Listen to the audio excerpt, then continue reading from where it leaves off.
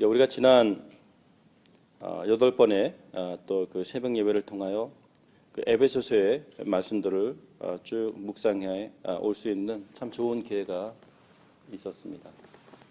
사람들이 사실상 그 에베소서에 대한 그 말씀 강론을 할 때 느끼는 거지만 에베소서의 말씀은 사실상 너무너무 그 깊은 내용들이 함축되어 있다 보니까 그렇죠. 단 6장의 그 짧은 그 책을 통해서 그 서신을 통해서 정말 그 기독교 정신, 기독교 교리, 기독교 사상에 대한 그 방대한 내용들을 함축해서 기록하고 있습니다. 혹자는 그런 말을 했다지요. 로마서가 어떤 그 신학의 반지면 에베소서는 그 반지 위에 박힌 링이다 라는 표현을 했는데 너무너무 절묘하게 정말 잘 맞아떨어지는 그러한 현명한 그러한 표현이 아니었는가 싶습니다.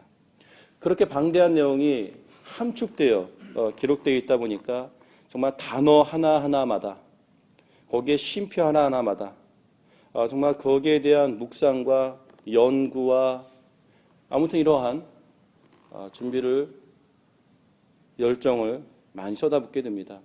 그러다 보니 신학도들에게 있어서도 그 사람의 신학적인 수준이 어느 정도인가, 그 사람이 정말 그 설교가로서 강의 설교가로서 과연 그 사람이 어느 정도의 깊이를 가지고 설교를 할 수 있을 정도의 실력을 갖추었는가, 이런 것들을 판가름할 때에 에베소서를 설교를 한번 시켜보는 이런 특징이 있을 정도로 에베소서는 참 신학도들에게나 그러니까 설교가들에게나 또 듣는 이들에게 있어서 사실 결코 이렇게 쉽지만은 않은 책이 되었습니다.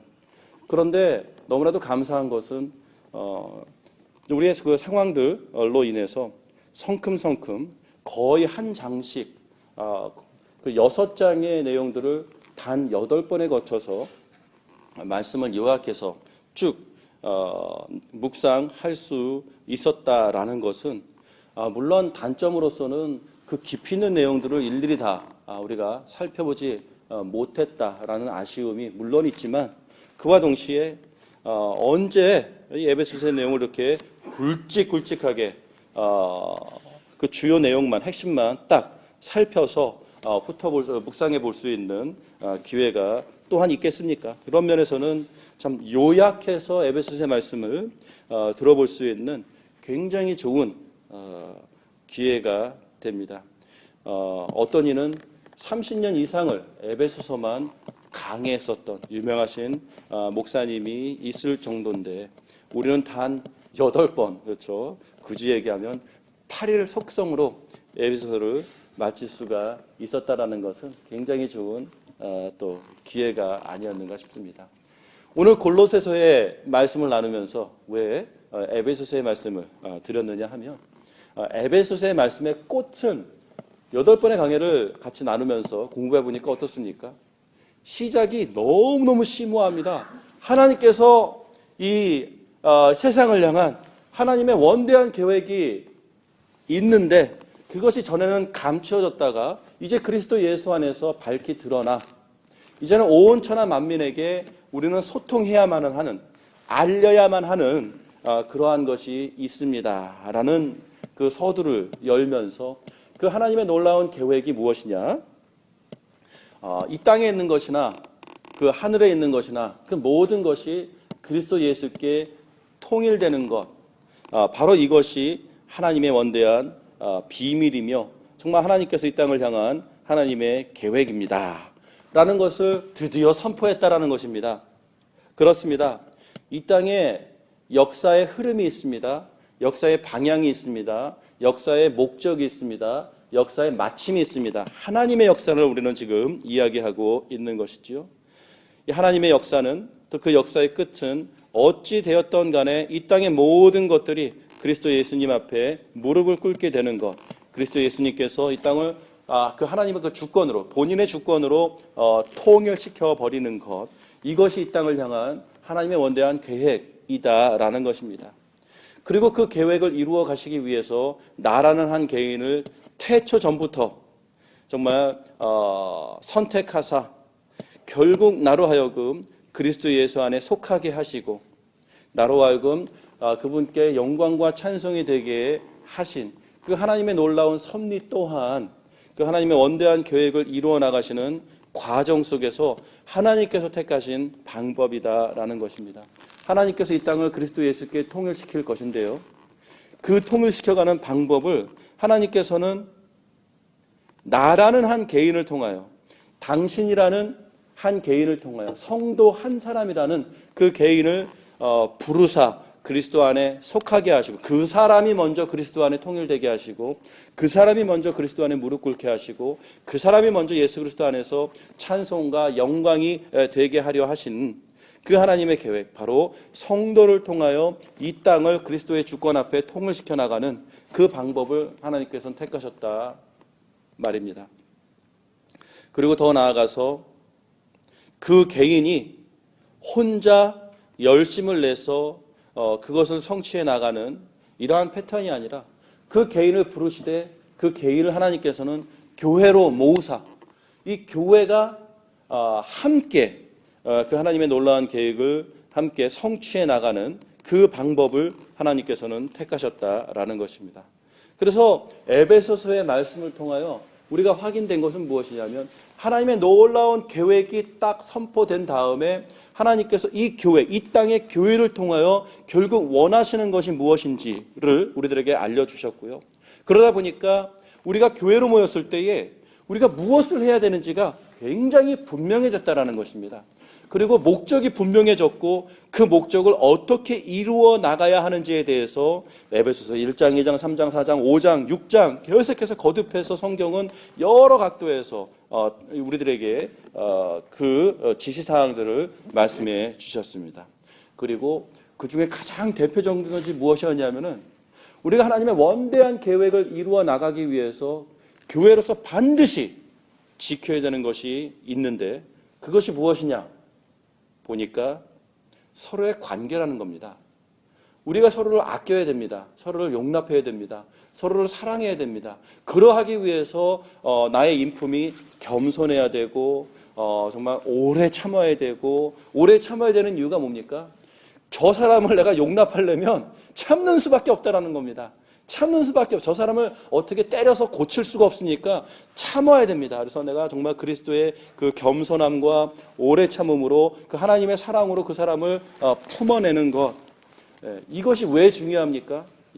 바로 그 방법을 통하여 하나님께서는 교회를 하나 되게 하셨고 서로가 품어내지 못하면 서로가 하나 되지 못하면 성경은 어떻게까지 말씀하시냐면 그 교회에 성장도 없습니다 라는 선포를 하고 있다는 것이에요. 에베소서의 말씀을 통하여 밝혀진 너무나도 깜짝 놀란 새로운 사실이 하나 있다면 성도 한 사람이 열심히 기도하고 성도 한 사람이 열심히 금식하고 성도 한 사람이 환상과 계시를 받아 정말 신앙의 깊은 경지에 들어가는 것, 성경은 그것이 소용없다고 말씀한다는 것입니다. 심지어는 성도가 교회로 부르심을 받았을 때에는 어쨌든 교회라는 공동체가 함께 연합할 때에 그리스도의 온전한 그 장성한 분량이 충만한 데까지 이르는 것은 성도 한 개인이 독주해서 거기에 도착하는 것이 아니라 어쨌든 간에 서로 인내하고 서로 용납하고 어쨌든 그것을 품어내기 위해서 개개인이 서로에게 겸손히 하면서 서로가 연합하여 서로가 하나가 되어 정말 서로가 온전한 사람을 함께 이루어 그제서야 비로소 장성한 분량에까지 성장해 나갈 수 있는 그 성장이라는 것이 그제서야 비로소 가능합니다 라는 것을 에베소서의 말씀을 통하여 우리가 상당한 훈련을 받았다라는 것입니다. 우리가 함께 있는 이유가 있다라는 것입니다. 나 혼자만 열심을 품어서 될 일이 아니다라는 것입니다. 그러다 보면 많은 것들이 정리가 됩니다. 우리가 교회에서 누누이 경험하게 되는 것이지만 예배만 드리면 된다고 생각하는 사람들이 많이 있습니다. 나 혼자 와서 하나님을 만나고 하나님 앞에 예배하고 하나님 앞에 은혜를 받으면 된다라는 생각으로 성도들과의 교제를 별로 열심을 내지 않고 그냥 개인적인 영성에만 힘을 쏟는 사람들을 우리가 많이 만나보게 되는데요. 그것이 얼마나 부족한 모습인지에 대해서 성경은 우리들에게 일깨워주고 있다라는 것입니다. 좋든 싫든 하나님께서 교회로 부르주셨으니 우리는 하나가 되어야 됩니다. 그 하나를 이루기 위해서 내가 노력해야 된다는 것입니다. 일부러 더 겸손해야 되고 일부러 더 인내해야 되고 정말 그리스도의 사랑으로 그를 품어내는 것, 그를 용납해내는 것, 이것을 이루어내야만 그제서야 비로소 나의 개인적인 믿음 생활도 건강하게 세워져 나갈 수 있는 기반이 그제서야 비로소 마련된다라는 것, 이것을 성경이 우리들에게 알려주고 있다라는 것입니다. 자, 골로새서는 어떤 내용입니까? 물론 굳이 에베소서를 읽은 다음에야 읽어야만 하는 그런 책은 아닙니다. 그럼에도 불구하고 이제 오늘부터 우리가 묵상하게 될 이 골로새서의 말씀을 통하여서 에베소서의 말씀 못지않게 우리가 이 교회를 어떻게 세워나갈 것인가에 대해서 정말 구체적으로 어떤 면에서는 에베소서보다는 약간 쉽게 가는 그러한 내용으로 우리가 살펴볼 수 있는 굉장히 좋은 교본이 될 것입니다. 그래서 성경 공부 교재를 만들어 나가는 사역자들 틈에서는 이 골로새서를 어떻게 표현한 별명으로 이런 말들을 하죠. Complete Christianity, 이 기독교를 완성시키는 책이다라고 부를 정도로 읽다 보면은 상당히 이 전체적인 그림을 잘 그려주는 좋은 서신이 됩니다. 자, 1절입니다. 하나님의 뜻으로 말미암아 그리스도 예수의 사도된 바울과 형제 디모데는 골로새에 있는 성도들 곧 그리스도 안에서 신실한 형제들에게 편지하노니. 오늘 이 서두에 지금 누가 이 편지를 보내고 있는가를 성경은 이야기해주고 있습니다. 여러분, 성경은요 사도 바울이 직접 쓴 친필로 쓴 책은 아닙니다. 이것이 뭐 굳이 왜 그것을 굳이 얘기하느냐? 그 말을 드리는 이유는 사실 그 고대 사회에는요, 이 서신, 문서를 기록한다라는 것은 정말로 많은 돈이 들어가는 일이었습니다. 굉장히 수고스러운 일이었습니다. 그 파피러스를 하나 장만하는 것이 그렇게 쉬운 일이 아니었습니다. 그렇게 비싼 어떤 요즘식으로 얘기하면 종이, 그때는 종이가 없었죠. 어떤 그 양가죽이라든지 이 갈대를 짓이겨서 만든, 이렇게 펴서 만든 거라든지 이런 어떤 그 매개체를 구입한다라는 것은 굉장히 돈이 많이 들어가는 일이었고요. 그래서 어렵게 장만한 거기에 함부로 낙서를 할 수가 없었습니다. 어떤 그 필체의 요즘식으로 얘기하면 폰트죠. 폰트의 크기나 한 문장을 어느 정도 공간에서 담아낼 것인가, 이거를 서신을 써 내려가기 전에 이미 확보를 딱 윤곽을 잡고 있어야 그 서신에 알맞게 그 내용을 채워 나갈 수가 있습니다. 그러다 보니까 사실 그 세대에 굉장히 유망한 직업이 하나 있었으니 그것을 대필해 주는 것이 굉장히 유망한 직업이었습니다. 그래서 그 내용을 기록하고 싶은 사람이 쭉 그 내용을 서술을 하면 그 사람이 그것을 적당한 폰트와 적당한 어떤 그렇죠, 그 문서체와 적당한 그 문서체의 크기와 그것에 대한 스페이싱, 그것에 대한 어떤 그 공간 활용에 대한 그 딱 전략을 전문적으로 딱 짜서 쫙 써내려가서 굉장히 모양새 있게 마치 요즘식의 워드 프로세스로 딱 찍어내는 것처럼 딱 멋있는 하나의 그 책이 완성이 되어지는 이것이 그때 시대의 문화였습니다. 그래서 오늘도 하나님의 뜻으로 말미암아 그리스도 예수의 사도된 바울과 형제 디모데는, 자, 이렇게 해서 바울과 또 그의 아들이다라고 얘기하는, 친아들은 아니지만 믿음의 아들이다 얘기하는 그 바울이 직접 양육했었던, 훈련시켰었던 그 디모데가 이제 골로새서에 있는 성도들에게 이제 편지를 씁니다. 문안을 합니다라는 서두를 통해서 이 편지의 내용을 기록한 사람, 이 편지의 내용을 이 서술해낸 사람, 이 편지의 내용을 이렇게 받아쓰게, 그러니까 그 내용을 만든 전달한 그 사람이 바울과 디모데입니다라고 이야기를 해주고 있습니다. 자, 그러면서 이 편지를 받아보는 사람은 골로새에 있는 성도들인데요.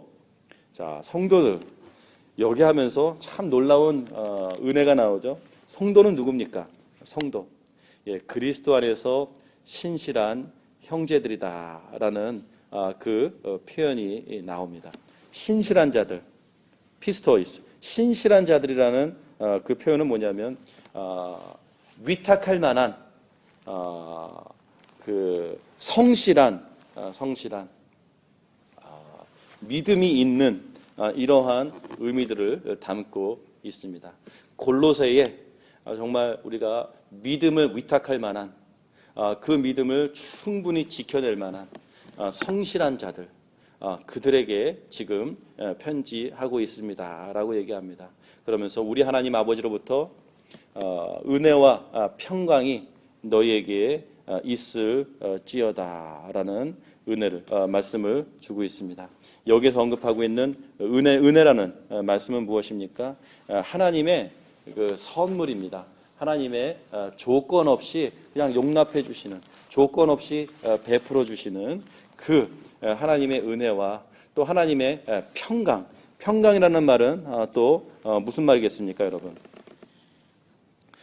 평강은 그 하나님께서 그 평화를 얘기할 때에 성경에서 여기서 얘기하는 그 평화는 다른 것이 아니라 하나님께서 이미 성취하셔서 이미 승리하셔서 더 이상의 갈등이 없는, 더 이상 개항하는 것이 없는 하나님께서 일방적인 승리를 이루어 놓으신 그 하나님의 세계, 그게 평화입니다.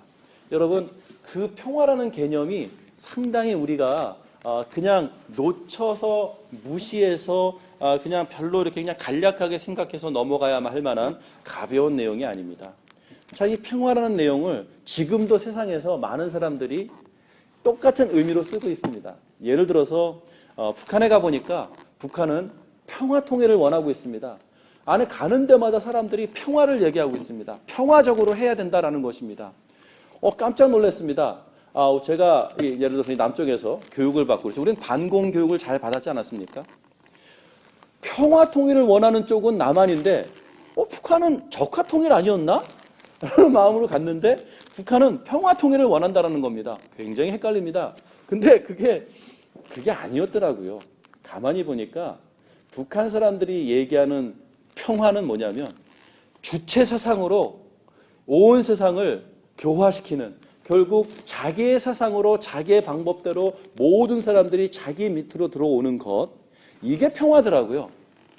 그래서 평화라는 단어 하나만 딱 듣기에는 거기에 함축되어져 있는 그들의 그 평화를 이해하는 내용은 너무나도 다르구나라는 것을 깨달았다라는 것입니다. 예.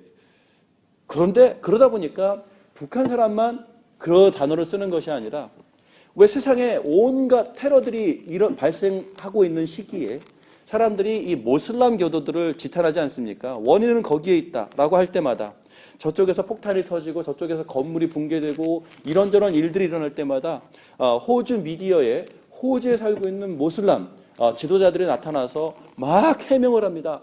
우리는 평화주의자다. 우리는 평화로운 사람들이다. 모슬람들은 얼마나 평화를 사랑하는 사람들인지 모른다.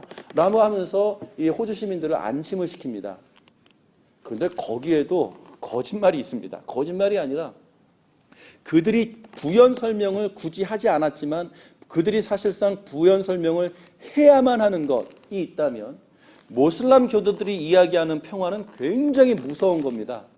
역시 마찬가지로 김일성이 얘기했던 것처럼 모슬람 또한, 모하메 또한 그들이 얘기하는 그 평화는 온 세상이 알라 밑으로 들어오는 것, 온 세상이 모슬람 교도가 되는 것, 이것이 평화이며 모슬람 교도들이 얘기하는 평화는요, 그 평화를 이루어내기 위해서 알라께서 허락하신 것이 있는데, 그래서 모슬람 교도들은 어쨌든 그것을 충실히 이해해야 하는데 온 세상을 모슬람화 시키기 위해서 알라가 허락한 것이 있으니 그것은 폭력이며 그것은 거짓이며 그것은 모든 어떤 방법을 가리지 않고 어쨌든 간에 상대를 제압해서 그 상대가 알라에게 무릎 꿇게 되는 것을 이루어내면 그것을 평화다라고 얘기한다라는 것입니다.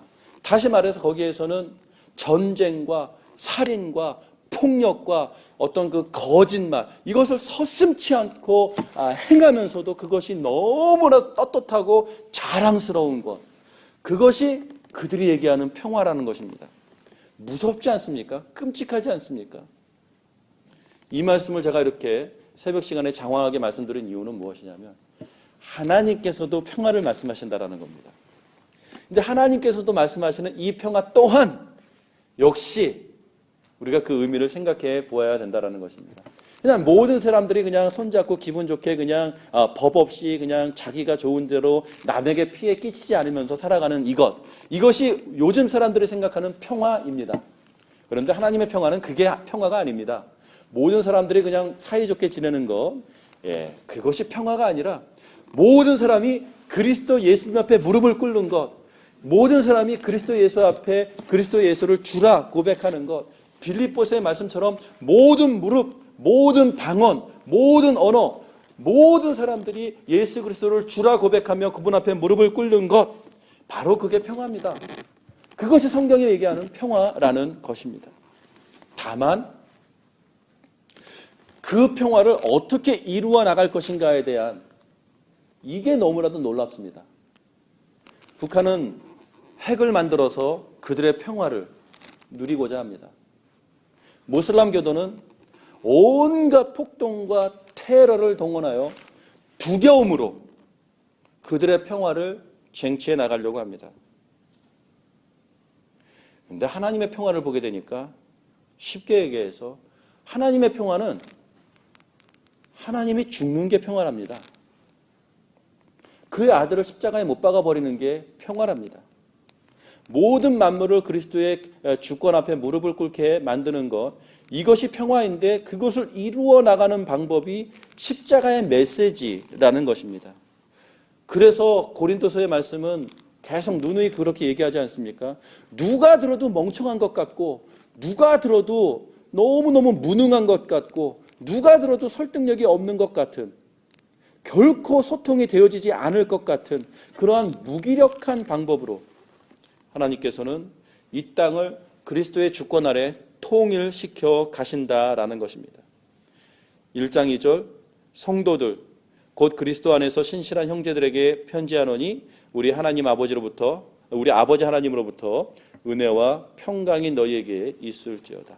하나님의 평강은 그렇게 이루어졌고요. 그 평강 안으로 그 성도들은 이미 들어왔습니다. 그리고 하나님께서 이 땅을 향한 원대한 계획이 무엇입니까?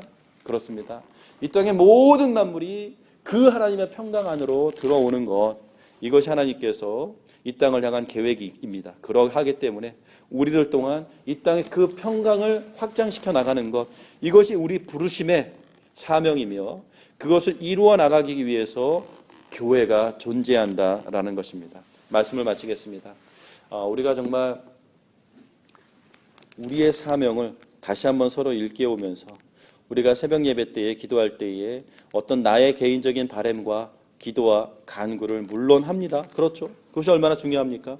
물론 하면서 그와 동시에 정말로 우리의 부르심의 사명 또한 품어서 이것을 정말 기도로 하나님 앞에 간구하며 그것이 우리의 섬김과 우리의 헌신과 정말 우리의 땀 흘림으로 말미암아 거기에 동참하게 되는, 그것에 정말 함께하여 그것이 확장되어 가는 그 일에 함께 수고하는 그러한 일꾼들이 되게 하시고 그 수고의 현장에 많은 열매들이 맺혀 정말 그리스도의 평화가 우리의 시대에 정말 우리의 지역에 정말 계속해서 확장이 되어져 가는 그 현장을, 그 섬김을, 그 열매들을 정말 우리들을 통하여 또한 하나님께서 이루어 가 주시옵소서라고 하는 것, 이것이 정말로 성도들에게 간구할 만한 것입니다. 우리가 이런 것들을 함께 품고 섬겨나가는 귀한 교회가 되기를 주님의 이름으로 축원합니다. 같이 기도하겠습니다.